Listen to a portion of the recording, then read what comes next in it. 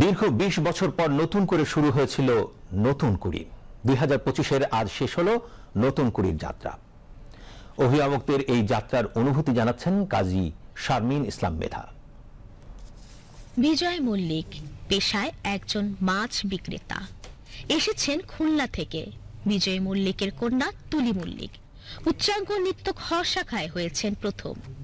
মাছ বিক্রির টাকায় সংসার চালাতে তার হিমশিম খেতে হয়, সেখানে তিনি মেয়েকে পড়াচ্ছেন আর সহায়তা করছেন মেয়ের ইচ্ছা ও চেষ্টার।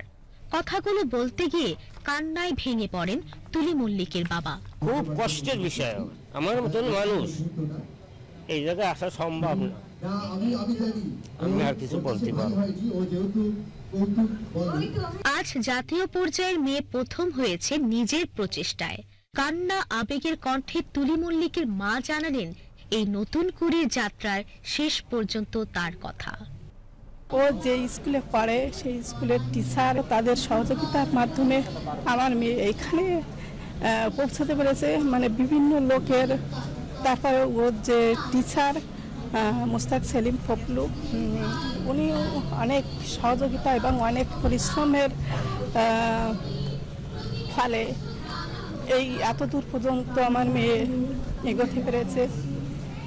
সার্বিক আরও ধন্যবাদ দেয় যে আমাদের এলাকাবাসী, আমার মেয়ে গ্রাম থেকে উঠে আসা, মানে গ্রাম থেকে উঠে আসা একটা মেয়ে, গ্রামের অনেকেও আমার মেয়েকে অনেকভাবে সহযোগিতা এবং সাহায্য সমাপ্ত করার কারণে আমরা এইখান থেকে এই পর্যন্ত নিয়ে আসতে পেরেছি। এবার নতুন করে শিল্পীদের প্রশিক্ষক ছিল তাদের মা বাবা নিজেরাই।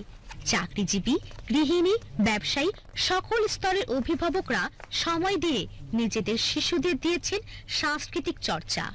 তারা মনে করেন বাবা মায়ের সময় দেওয়ার অবদানের মাধ্যমে শিশু কিশোররা মোবাইল বা ডিভাইস থেকে নিজেকে রক্ষা করতে পারে এবং প্রতিভাবান হতে পারে। ওনার ট্রেনিংটা আমি দিয়েছি ওকে। তো মা হিসাবে সন্তানের, যে কোনো সন্তানের সফলতায় মায়ের জন্য, বাবা মায়ের জন্য অনেক গর্বের। অবশ্যই আমি অনেক গর্ববোধ করছি আমার মেয়ের জন্য। গল্প বলায় প্রথম স্থান অধিকার করেছে। আমি মূলত ওকে বাসাতেই গল্প শেখানোর চেষ্টা করছি, আর ওর নিজেরও অনেক চেষ্টা ছিল।